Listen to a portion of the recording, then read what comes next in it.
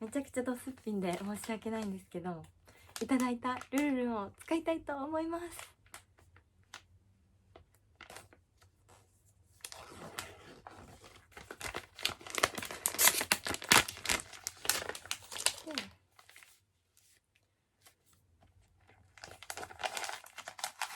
こうなってて、こうパンチすると開きます。これすごい面白いですよね。最初やるのすごい私的には楽しいこう開いて、こう蓋を閉めて保存しておきます。ティッシュみたいにピョンって1枚取ります。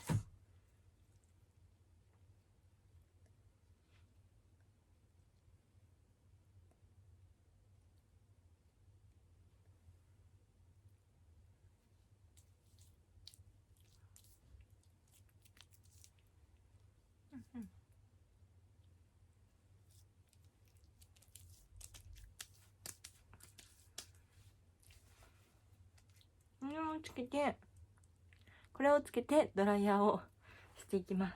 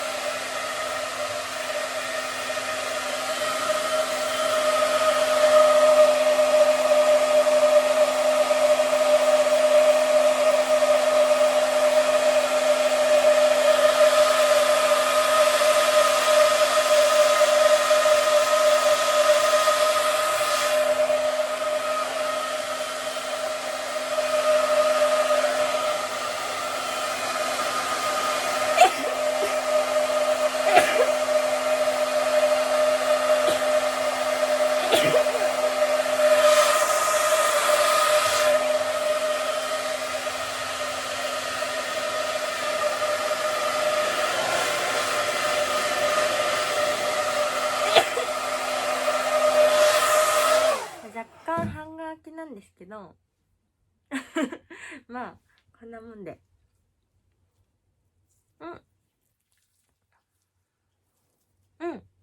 なんかいつもよりプルプルになった気がします。ありがとうございます。大事に使います。